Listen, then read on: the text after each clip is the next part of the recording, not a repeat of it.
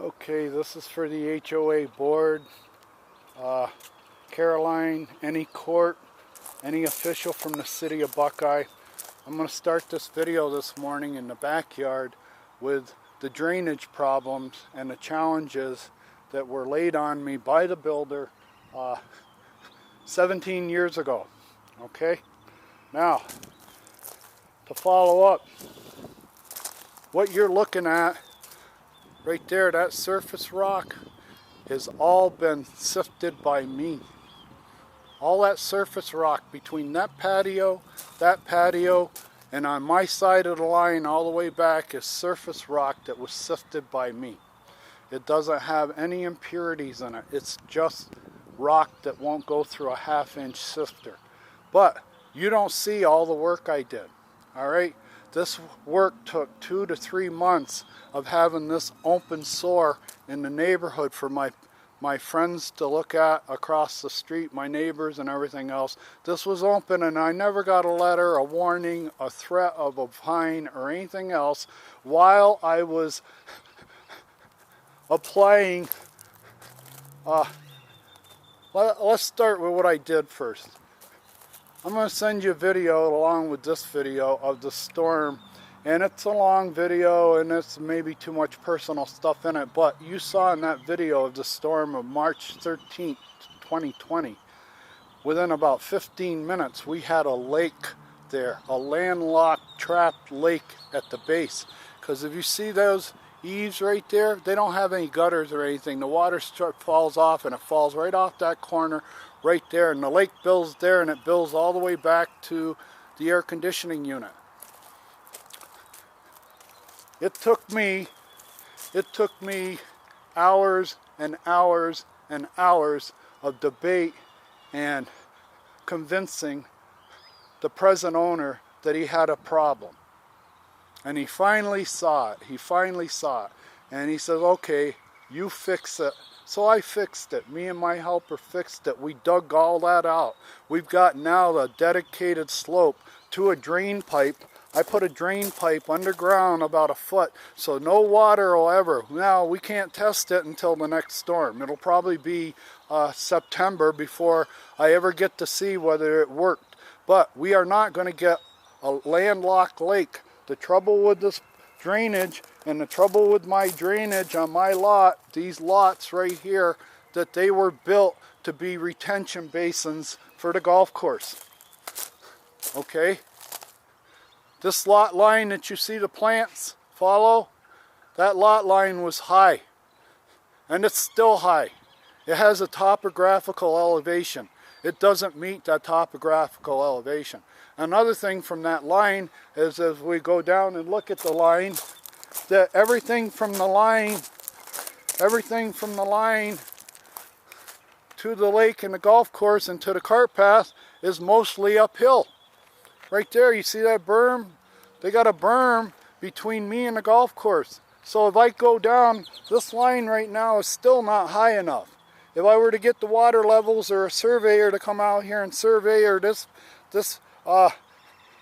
boundary right here and survey that boundary down there and the one in between, you're looking at 2 lots here. He would probably say you're 8 or 10 inches high here and you're like 12, 15 inches high up there as far as the property line that you can grade to, that I could grade to. Now if I go down 10 more inches here and 15 more inches there, I'm going to be going uphill into the golf course. All right? They made the golf course and my lot, and I'm going to tell you where this line right here, where I'm standing right now, on this line looking east was a berm. That round part of the patio at 6 o'clock right there, 12 o'clock, it was uphill from there to where that plant is. It was uphill. All right? The water couldn't get out. Every time it rained, that patio over there went underwater.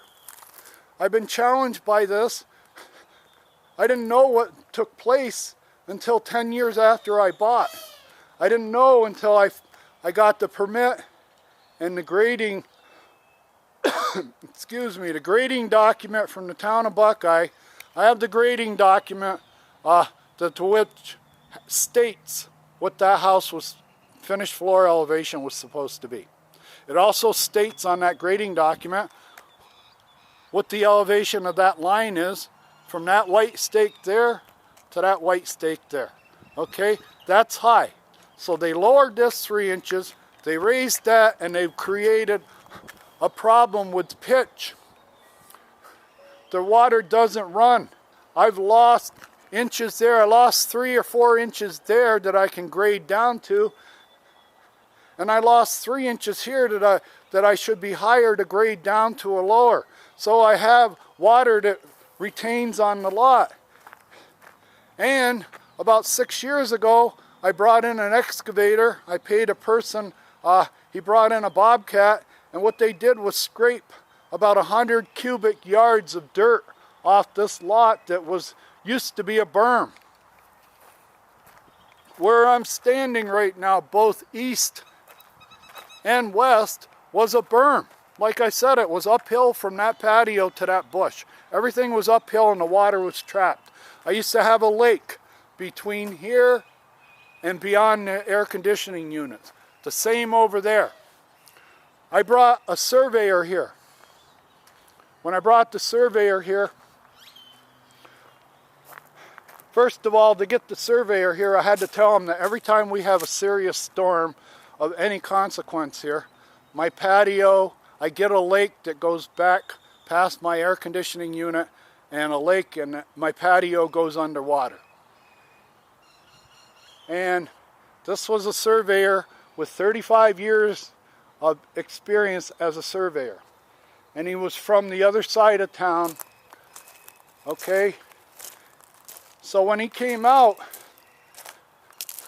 and he brought all his equipment in case he had to measure it to see if it was true or not. So he brought all of his equipment, and right here, what you're looking at is a drain that I paid for in labor and money to put in, and I'll send you that video going out there to the property line. There used to be a berm where you see that tar paper, that black tar paper right there. It was all uphill to there. Where that black tar paper used to be higher in my patio by about 6 inches. We used to get a lake right here. I used to get a lake. I'll send you a video of that. Okay? A lake that used to build between my patio. You have to understand, this house, through surveying and looking at the maps and doing my own survey with water level, this house was built 2 inches low, and it's 2 inches below the stated elevation for it on the grading map. It's 2 inches low. Mine is 3 inches low. All 3 of these houses, that one there, the further one, my second house with the red chair, that house with the red chair, this house, and this house are all supposed to be the same elevation. This house is 2 inches low by my calculations. This house is 3 inches low by my calculations. And that house appears to be built right, because that elevation where the chair is 3 inches higher than this elevation. And this house is 1 inch higher than this elevation. And if you look, you see that Niagara Falls of roof line right there? When the water's coming down 1/2 inch an hour, or 3/4 inch an hour, or an inch an hour, that looks like Niagara Falls. It does. It looks like Niagara Falls. It's 75 feet of roof line. Now, the disadvantages or dissimilar thing is my house is 1 inch lower than this house. And another thing they did, and getting back to the surveyor, so this is the place where the puddle starts and where it ends. Every time we get a rain, it starts there and it ends there. So I brought him here and I explained this patio goes underwater, this corner goes underwater. I have a lake from that black tar paper there back past the air conditioning units. We have a lake. It's a lake. It's water being held in retention. It's there forever. It's never going to dry out because there was no way. Well, what I did is I turned that retention to detention. Now we don't get as big a lake and the water can get out. Before it couldn't get out. You see this patio rot right here? That's damage. That's damage because the dirt never dries out here. When we get a monsoon rainstorm that turns this into a lake, all that water either evaporates or gets absorbed into the soil. All right? Off of Niagara Falls here. I don't have that kind of profile.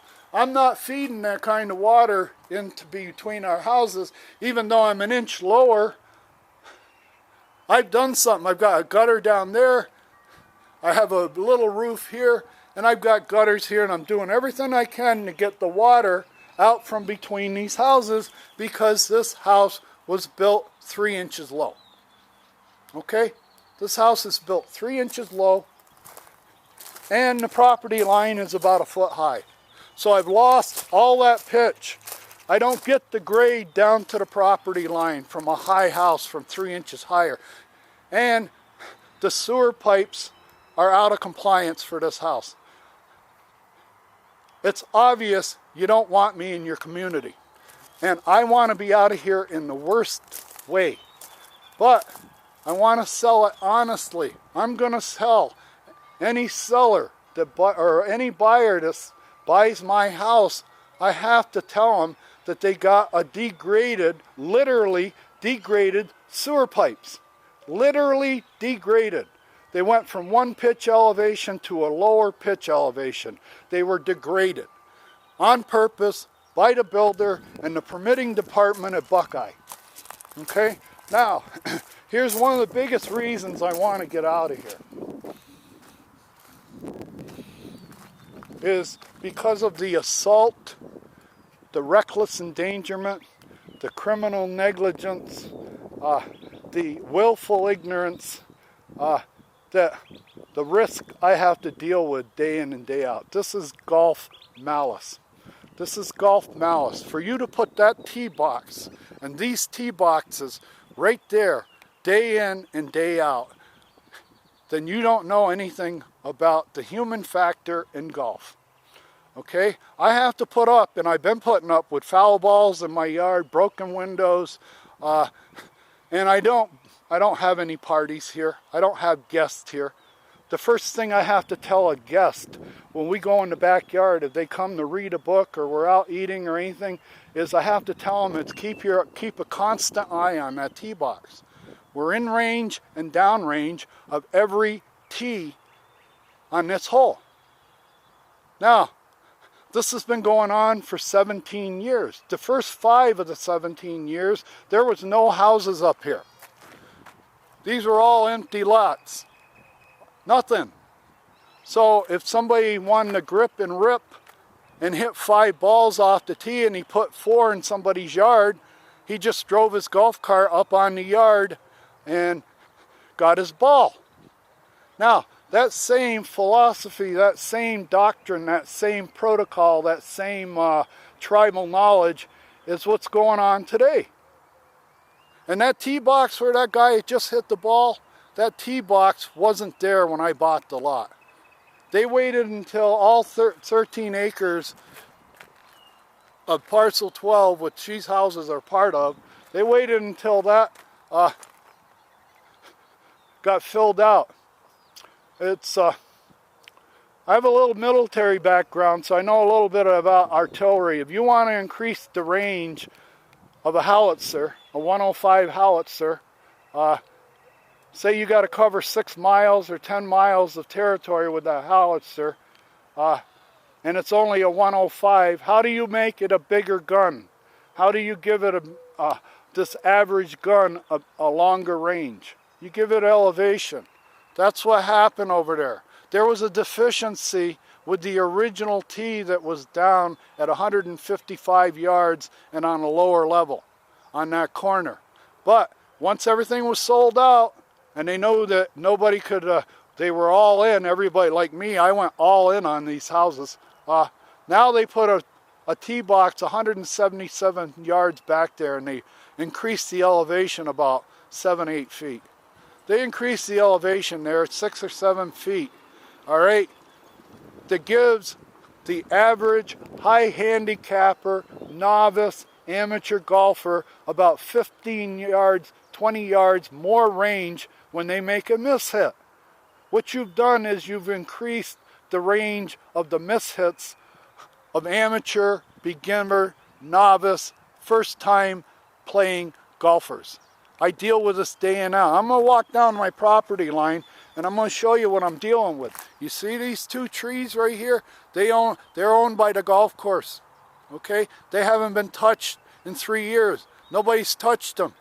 The golf course I'm watching all day long, when they get ready for their grand opening, they're trimming trees everywhere. You see the little red cart with limbs in it and cuttings, and they're going and dispose. They haven't cut this in years. You know why? Because it's ruining my view. It's distracting from the view I have of the lake. Also, those bushes right there, those trees are protecting the houses that are further down. All right? Like, it protects the house I sold maybe a little bit, but they're trying to protect those houses down there. There's nothing. It's all open. There's no tree between me and there. All right? And I'm not even at the end of my lot. Now, I have children that come over. This is my property. Everything to the left of those hedges are my property. I should be able to enjoy it to the fullest. The same way that the golf course enjoys a playing area to the fullest. I talked to Andy on the phone. I tried to talk to him that I was feeling like there was chafing going on. What I feel chafing. This is human chafing. When you put the out of bounds marker on my property line, you made me the recovery area. You're telling everybody you're safe to hit it up there. You're safe to hit it up there. Go ahead, grip and rip. Go back to the longest tees and grip and rip, and don't worry if you miss. Now, I'm still on my property. All right? You see that tee box right there? How hard do you think? If you've got a day full of amateurs with a lot of balls in their bag, all right, young people that you brought out here on a junket, I don't know where you got these golfers, but they're not dressed like golfers. They're dressed in gym clothes, tight spandex gym clothes, no shoulders on their shirt. They might have like the straps going over their shoulder. They're going to have their hat on backwards and swinging for the fence. Don't know anything about the game, but you brought a group of them out here, maybe 75 for the day and day in, and I have to put up with these gorillas, young gorillas, putting balls in my yard all day. And then when they do put a ball in my yard, there's no thought that goes through their head that maybe I might be trespassing, that might be private property up there. When they see the ball go in my yard, they make a beeline for it. I've seen Olympic records broken by golfers getting out of their cart there. They come, they run up, and they slam on the brakes. They get it out of their cart, and they run up here and break an Olympic record to get a ball that's sitting between my houses right there. And think nothing of it. And then if I come out on the patio, which I often do, when I see that happen, I come out on the patio, I go, hey, what are you doing? What do you think you're doing? Where are you going? Oh, I'm getting my golf ball. It goes right over their head, like it goes over to Andy's head. It goes over the HOA board's head. This is assault. I got a little girl that's 8 years old that comes over here. She's as smart as a whip, okay? I was telling her one day, we were sitting here, because she likes to sit here with binoculars and look for turtles and wildlife out on the lake. That's why I bought this, so we could enjoy the lake, so people of my guests could enjoy the lake. And I was telling her, and the tee box was right about there, where it is today. And I was telling her, make sure from now on, whenever you're out here, whenever golfers come up on that tee box, until they're done hitting, drop whatever you're doing and keep your eye, because they can hit you. And while I was telling her that, the group went to the long tee, that big monster I explained to you there about 5-10 minutes ago, that monster aircraft carrier they built out there. People went up to there, and they teed off and I heard a crack. You see those trees right there? I can't see incoming. This is incoming. This is interdiction and harassment fire. This is planned malice by the golf course and the pro shop, that they know that sooner or later, day in and day out, we're going to break windows, we're going to have people in his yard, but we don't care. We don't care. He bought a house on a golf course. And I'd have this house sold if I didn't have to tell somebody that it's built wrong. Okay? I want to be out of here. And I'm going to sell that house. When I tell them, I'm going to tell them that they're missing their golf cart access and their emergency in and out access, and the drain doesn't work right on track day. All right? Let's keep this debate going. This is going on YouTube. A lot of people might think I'm crazy, but I think a lot of people are getting sick of having golfers, and these aren't golfers. These aren't the golfers that were here 15 years ago. They're all dead or dying, okay? These golfers right now are young punks. They wouldn't know what a golf course, wouldn't know, and the people running the golf course, the people, the pro shop. After I make you aware of this, the light should go on in your head. We're assaulting him every day. Every day he has to put up with people in his yard and the threat of golf balls. I can't throw a party or have children here without the threat. I have to be out here like a mother hen. Now this is for the HOA. I'm going to go in right now, put it on, process it, and put it on YouTube. I may be out of line, and you keep telling me, send us paperwork, put it on a statement. I've sent you paperwork. I've sent you paperwork, reams and reams of paperwork on what I wanted to do, and every time I send you, no matter what format I use, whether it's one line on one page or 30 pages of explanation, it all gets canceled. It gets rejected. What use do I have? This is my property. I pay taxes on it.